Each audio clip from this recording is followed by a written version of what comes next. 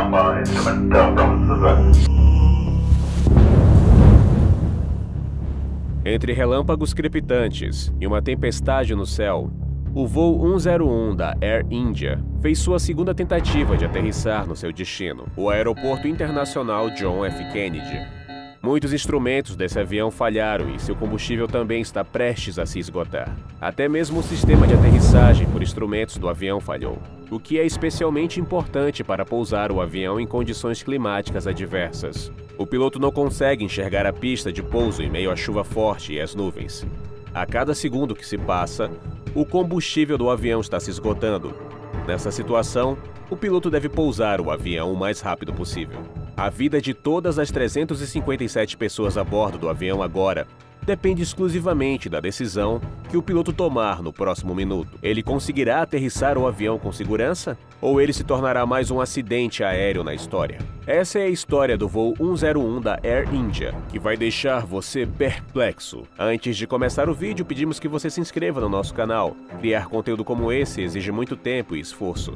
E sua inscrição nos incentiva a continuar produzindo conteúdo como este. Então, vamos começar o vídeo agora.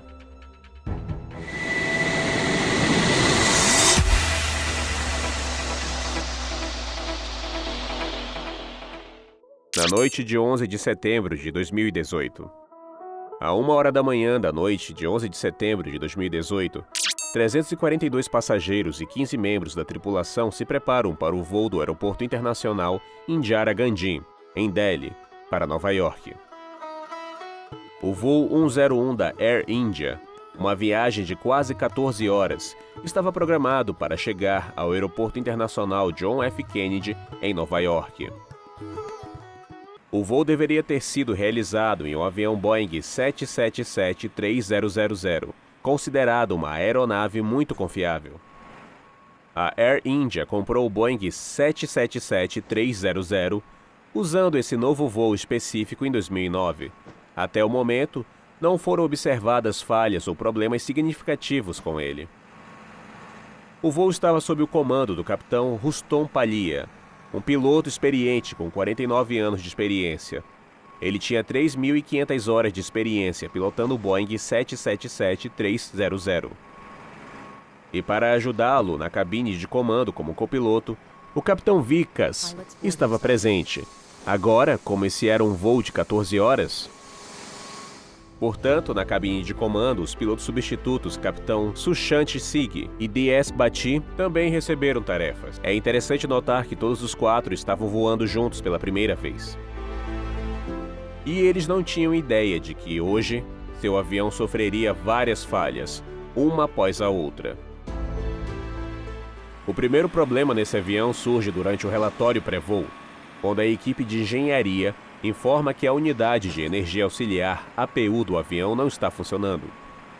A APU em aviões como o 777-300 é responsável por fornecer energia em caso de falha dos motores principais. Portanto, o capitão e os outros 3 pilotos não consideram esse problema crítico. Eles decidem prosseguir com o voo para Nova York sem a APU. No entanto, ao receber essas informações sobre o mau tempo em Nova York, o capitão decide reabastecer o avião com mais 800 quilos de combustível. Assim, caso precise pousar em outro aeroporto devido a uma emergência, esse combustível extra poderia ser útil. Após todas essas formalidades, começa o processo de taxiamento. Go ahead. We are cleared for start and push. Parking brake set.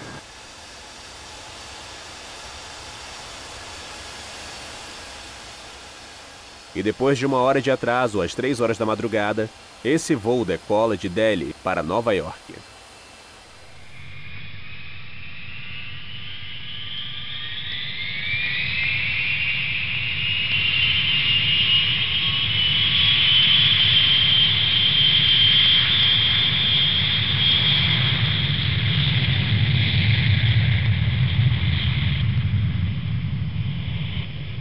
Apenas 40 minutos após a decolagem, quando o avião está a uma altitude de 9 km no espaço aéreo paquistanês, surge o primeiro problema desse voo.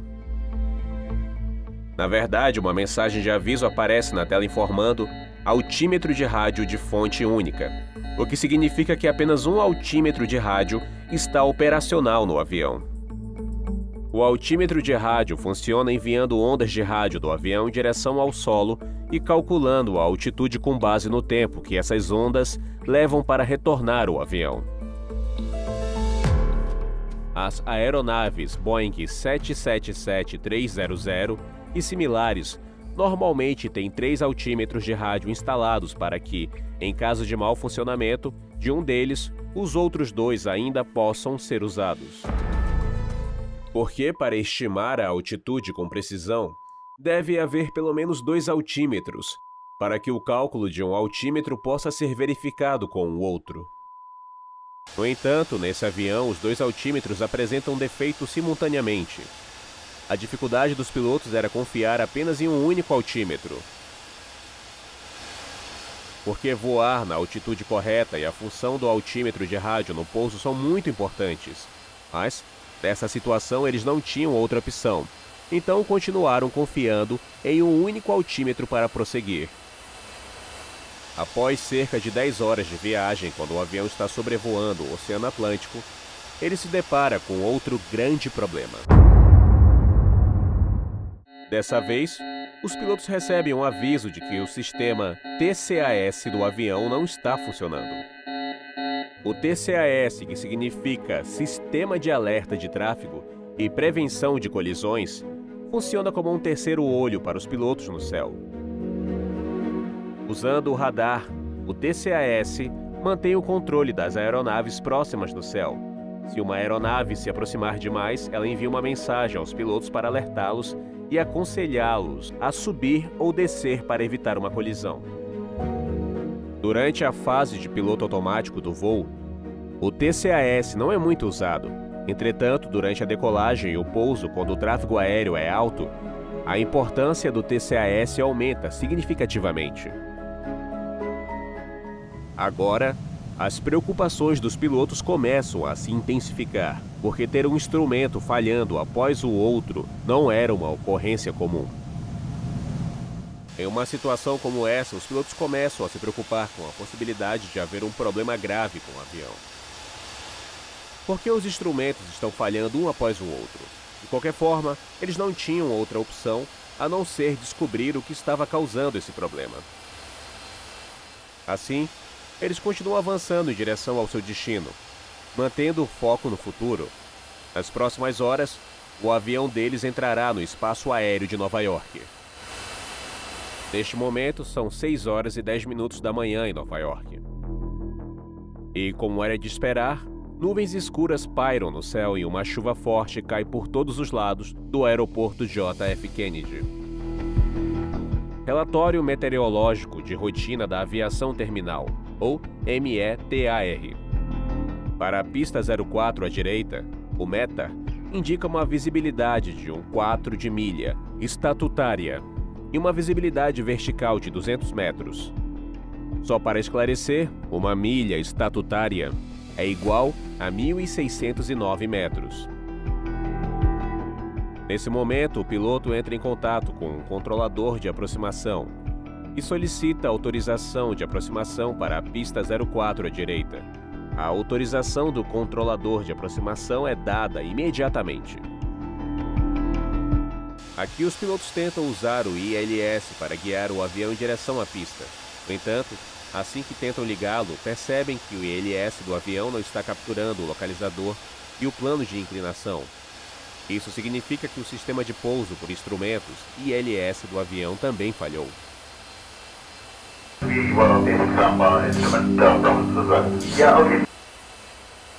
Durante o pouso, o ILS é muito útil. Ele utiliza sinais de rádio especiais e antenas localizadas perto da pista para informar os pilotos sobre sua altitude atual e a direção ou ângulo que precisam seguir para o pouso. Além disso, o ILS é essencial para o recurso de pouso automático do avião, especialmente durante condições climáticas adversas. A importância do ILS aumenta significativamente. Mas o ILS do voo 101 não conseguia captar os sinais provenientes da pista de pouso. Em tal situação, os pilotos precisam apontar manualmente o avião na direção certa, usando a aproximação LNAV-VNAV.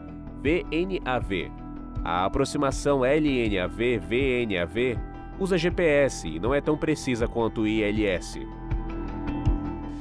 Nessa aproximação, os pilotos devem enxergar a pista com seus próprios olhos à medida que avançam.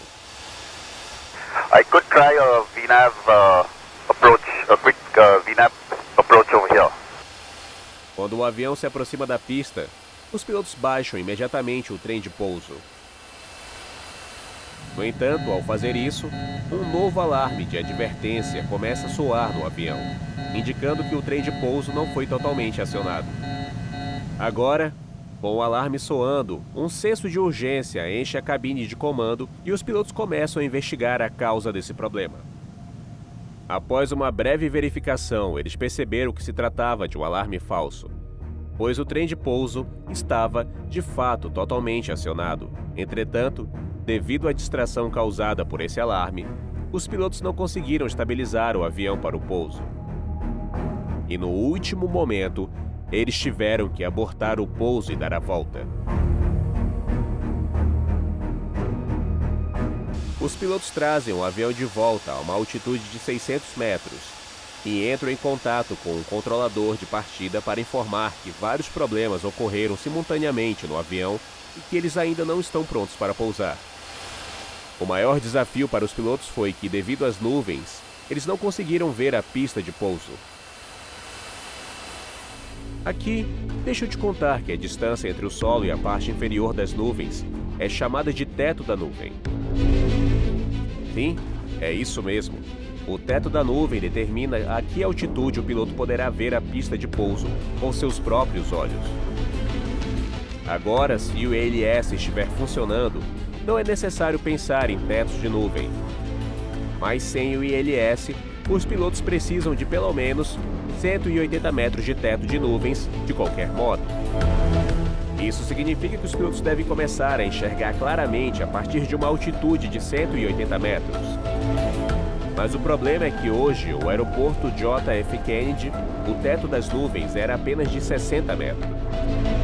Isso significa que os pilotos não conseguiam ver a pista de pouso acima de 60 metros. E não apenas no JF Kennedy, mas também em dois aeroportos alternativos próximos, Newark e Stewart. O teto das nuvens era de 60 metros. Os pilotos também estavam preocupados com o fato de o avião não ter combustível suficiente para pousar em um aeroporto em outra cidade, em vez de Nova York. De qualquer forma, eles precisavam aterrissar em um aeroporto de Nova York o mais rápido possível. Os 800 quilômetros extras de combustível que o capitão havia abastecido em Delhi agora estavam sendo bem úteis. Durante esse tempo, há uma longa discussão entre o capitão e o controlador de partida sobre o aeroporto em que deve pousar. Durante essa discussão, o controlador de partida informa ao capitão que, de acordo com o META recebido recentemente, o teto das nuvens do aeroporto de Newark acabou de aumentar para 120 metros. Okay, so it's a bit bigger now in north, is that right? Yeah, sorry. The one that came up to 400 feet overcast, that's yours. No entanto, isso ainda está significativamente abaixo do requisito mínimo de 180 metros. Mas, devido à falta de combustível, os pilotos decidiram pousar no aeroporto de Newark. Na verdade, neste momento, o avião tinha apenas 7.200 quilos de combustível restantes, o que só poderia fazê-lo pousar no aeroporto de Newark. Isso significa que os pilotos não poderiam voltar para uma segunda tentativa agora. Eles tinham que aterrissar nessa tentativa, não importava o que acontecesse. Depois de se aproximarem do aeroporto de Newark, os pilotos se conectaram com a torre de controle de lá e solicitaram autorização que lhes foi concedida na mesma hora. Depois disso, o controlador direciona os veículos de emergência e outros serviços de emergência para perto da pista, de modo que uma ação imediata possa ser tomada se necessário. A essa altura, o avião já estava voando há mais de 14 horas. Você deve ser capaz de imaginar o nível de estresse dos pilotos. Finalmente, os pilotos guiam o avião em direção à pista de decolagem. No entanto, fora da cabine, eles não conseguem ver nada além de nuvens, A cada segundo que passa, a preocupação dos pilotos aumenta. Nesse momento, o avião estava a uma altitude de 300 metros, que era bem maior do que sua trajetória ideal de descida. Se não fosse corrigido, isso poderia resultar em um pouso fracassado, exigindo que os pilotos dessem a volta, para a qual o avião não tinha combustível suficiente. Em uma situação como essa, o capitão entra em ação imediatamente, abaixando o nariz do avião. Isso reduz a altitude do avião, mas ao mesmo tempo sua velocidade também aumenta. Finalmente, o avião cruza uma altitude de 120 metros e emerge acima do teto da nuvem, revelando a pista de pouso aos pilotos pela primeira vez. Aqui, os pilotos percebem que a altitude do avião ainda está muito alta, de acordo com os requisitos. Ao mesmo tempo, eles percebem que seu rumo se desviou para a direita em vez de estar no caminho correto. Nessa situação, o capitão abaixa imediatamente o nariz do avião e faz uma leve curva para a esquerda. Essa ação reduz a altitude do avião e o alinha corretamente em direção à pista de decolagem. Sem o sistema ILS, o avião descia rapidamente através das nuvens. No entanto, com a coragem e inteligência e utilizando sua experiência, o capitão Pallia estava guiando o avião em direção à pista. No entanto, o sistema ILS, fazer o avião descer entre as nuvens naquele momento, era como atirar flechas no escuro.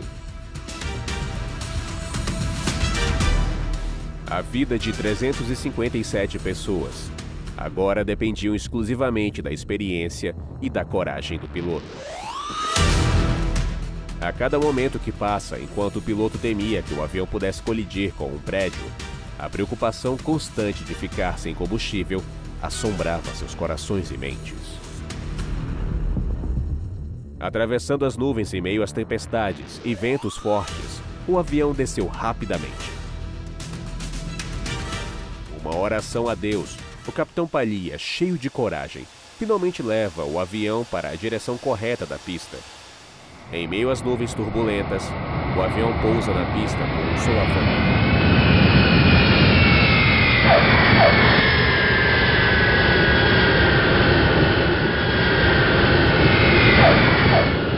O avião começa a correr na pista molhada a uma velocidade de 250 km por hora. O piloto reduz imediatamente a velocidade do avião usando freios e spoilers. Em uma pequena distância antes do final da pista, o avião faz uma parada completa e segura.